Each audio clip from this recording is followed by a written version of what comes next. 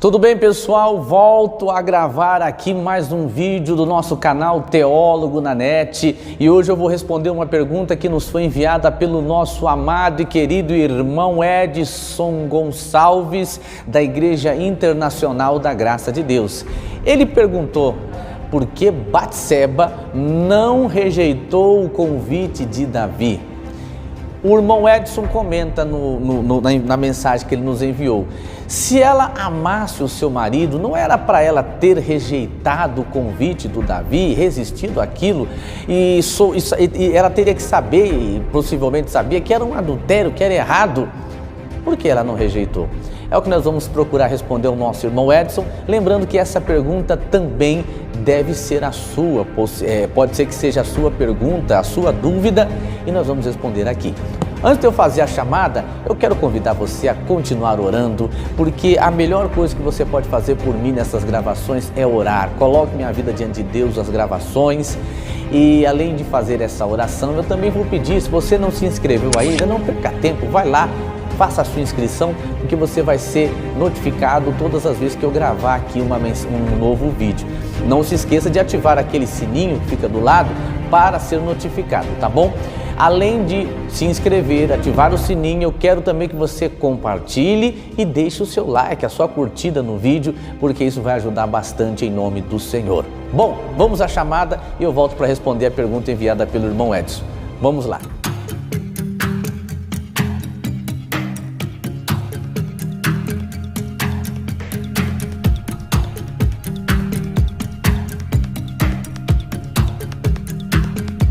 Então, para responder essa pergunta enviada pelo irmão Edson, por que Batseba não rejeitou o convite de Davi? Vamos ler aqui a passagem que fala sobre este acontecimento, quando Davi cometeu um adultério e um homicídio. Foi um dos maiores erros que Davi cometeu. Capítulo 11 de segundo livro de Crônicas, versículo de número 2, eu vou fazer a leitura. Vamos começar no 1. E aconteceu que, tendo decorrido o ano no tempo em que os reis saem para a guerra, enviou Davi a Joabe e a seus servos com ele e todo Israel para que destruíssem os filhos de Amon e cercassem Rabá. Porém, Davi ficou em Jerusalém, verso 2. E aconteceu, à hora da tarde, que Davi se levantou do seu leito e andava passeando no terraço da casa real e viu do terraço a uma mulher que estava lavando. E era esta mulher muito formosa à vista, verso 3. E enviou Davi e perguntou por aquela mulher. E disseram, porventura, não é esta Batseba, filha de Eliã e mulher de Urias, o heteu? Verso 4. Então enviou Davi mensageiros e a mandou trazer. E entrando ela a ele, se deitou com ela, e já ela se tinha purificado da sua imundícia, quer dizer, do período, não é, menstrual. Então voltou ela para a sua casa. É aqui que o nosso irmão Edson teve dúvida, ou levantou essa dúvida.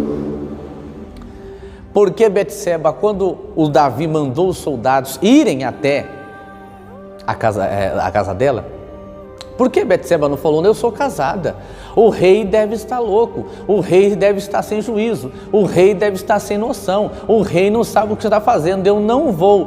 E não foi com os soldados de Davi. Por que ela não rejeitou? Vamos entender aqui, primeiro, a origem dessa mulher. Segundo os estudiosos, vamos primeiro falar do significado do nome Batseba. Batseba no hebraico significa a sétima filha. Um dos significados é a sétima filha. É o significado do nome Batseba, a sétima filha. O avô da Batseba foi o Aitofel. Esse homem era da cidade de Giló. Era uma região montanhosa da tribo de Judá. Essa cidade ficava numa região montanhosa da tribo de Judá. Eram conhecidos como os Gilonitas. O grande estudioso Russell Norman Champlin costuma dizer que esse termo ele é gentílico e ele foi empregado em relação à cidade de Giló, da onde era o avô da Batseba. Agora, o que me chama a atenção é que o marido da Batseba, ele era heteu, não era judeu, era um heteu. E se nós estudarmos a origem do avô da Batseba, que era o Aitofel, e o filho do Aitofel era o Eliã, que era o pai da Batseba, se nós estudarmos, o significado do nome Aitofel é filho da insensatez. Já é um nome ligado a algo, a uma característica que se distancia da comunhão, da proximidade da palavra do Senhor, da origem do Senhor, de uma origem pura, de uma origem santa, de uma origem que está vinculada ao nome, ali aos nomes de Deus. Porque Aitofel ele já tem uma procedência muito maligna. Se você ler ainda no livro de 2 Samuel, através dos conselhos dele, o Absalão vai fazer uma grande guerra contra o rei Davi. Vai começar uma guerra contra o rei Davi. O Aitofel vai trair o rei Davi. Podemos perceber que essa origem, não é, da casa da Batseba não é boa. Casou com um homem heteu, apesar que Urias era um homem de responsabilidade, era um homem de qualidade, como o pai também da Batseba era um homem de qualidade. O Eliã, possivelmente, os estudiosos da Bíblia declaram que ele foi um dos valentes de Davi, o pai da Batseba. Ele foi um dos valentes de Davi. Mas eu posso supor aqui que a Batseba, ela, mesmo que eu vou trazer uma outra informação aqui que é muito importante, os rabínicos, a tradição rabínica costuma atribuir a Batseba uma grande sabedoria. E olha só, eles acreditam que parte da sabedoria de Salomão procedeu da Batseba. É lógico que isso é uma suposição, né? A Bíblia vai falar que Deus deu a sabedoria ao Salomão. Mas veja, a Batseba é uma mulher de sabedoria, segundo a tradição rabínica. Porém, dá a entender que ela não procedeu, ela não veio de uma casa que estava completamente firmada na palavra de Deus, no temor ao Senhor. Então, nós não podemos cobrar de alguém que não tem o real temor ao Senhor, o real temor à presença de Deus, uma atitude sensata, uma atitude louvável, uma atitude que faça a diferença. Então, por isso, a Batseba possivelmente acabou cedendo à sedução de Davi. Agora, isso aqui é interessante. O estudioso Champlin, eu gosto de pegar muitas referências dele, ele fala isso. O Davi possuía um grande harém de mulheres, de concubinas. E o que aconteceu? Quando ele chama a Batseba, ele vai seduzir a Batseba, que não resiste aos encantos de Davi, que não resiste ao convite, que não resiste à singeleza, que não resiste, eu não sei se eu falei singeleza, se eu coloquei a palavra correta, mas os encantos, não é? A toda aquela comitiva, todo aquele romance que parece que vai surgir e ela cai no conto. Cai no conto, como Eva caiu no conto de Satanás. Como Eva foi enganada, Paulo fala isso, como Eva foi ludibriada. A Batseba foi seduzida pelo rei Davi. E entre Davi e Batseba, quem deveria mostrar maior qualidade, respeito e temor era Davi. Era o rei, era o ungido do Senhor, era aquele que foi escolhido pelo Senhor, era aquele que veio da linhagem, e era aquele que estava no trono, era o adorador, o homem segundo o coração de Deus. Era dele que a cobrança, que a atitude, que a posição, que a decisão deveria partir. Tanto que quem pagou o maior preço foi Davi e não Batseba. Batseba pagou um preço, é lógico. O filho que ela teve do Davi, o primeiro, nasceu e morreu. Só que o Davi pagou um preço maior ainda. Revoltas no reino, filho assassinando o outro, filha sendo abusada pelo próprio irmão. Davi pagou um preço muito caro. Porque na balança, diante dos olhos de Deus, tudo foi pecado. Porém, cada um teve a sua grande consequência. Então, nós devemos, nessa situação, cobrar mais de Davi do que de Batseba. Exigir mais de Davi, exigir de quem tem mais responsabilidade. Vou dar uma suposição aqui. Suponhamos que você deixa na sua casa um adulto cuidando de uma criança, uma babá, vamos dar um exemplo, uma mulher responsável cuidando do seu filho. E o que acontece?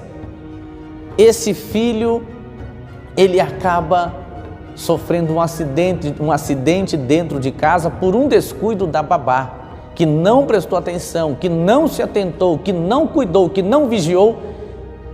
A criança não tinha aquela perícia. Assim, entre aspas, nós podemos colocar esse caso de Batseba e Davi.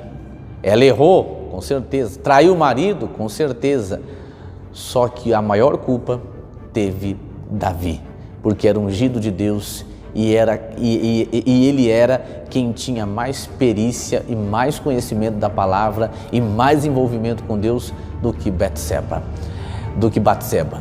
Ele tinha mais envolvimento com Deus. Então, a cobrança maior, o erro maior, entendemos que foi de Davi.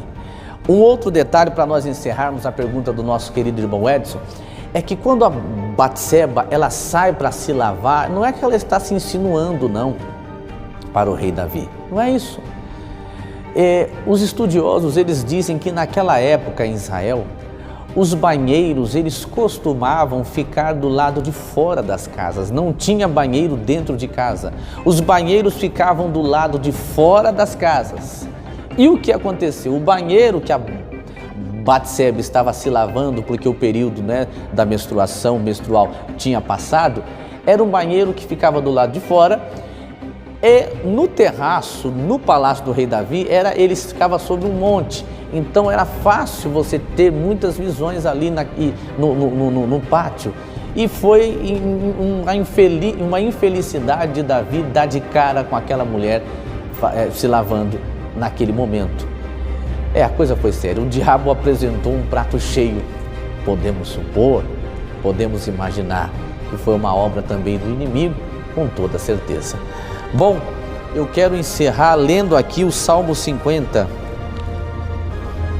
O versículo é o de número 16, aonde Deus diz: mas ao ímpio diz Deus, que tens tu que recitar os meus estatutos e que tomar o meu conserto na tua boca, pois aborreces a correção e lanças as minhas palavras para detrás de ti.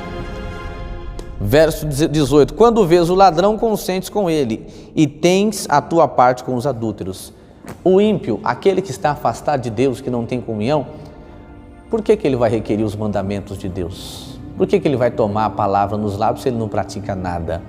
Em outras palavras, Deus está dizendo, ele não tem compromisso comigo e eu não terei compromisso com ele. Batseba, possivelmente, não tinha esse grande compromisso com Deus. Poderia ser uma mulher sábia, faltou-lhe a comunhão com toda certeza. Mas a maior culpa foi do rei Davi. Bom, eu fico por aqui, espero que tenha ajudado aí nessa resposta e qualquer dúvida você pode mandar para a gente, deixar nos comentários, que com a graça de Deus eu vou procurar responder e quando, eu sempre falo isso aqui, não tiver condições, nós vamos ser sinceros, eu vou ser sincero em assumir que infelizmente essa pergunta eu não tenho aquela capacidade para responder. Que Deus te abençoe, até o próximo vídeo aqui do canal Teólogo na Net, respondendo perguntas bíblicas.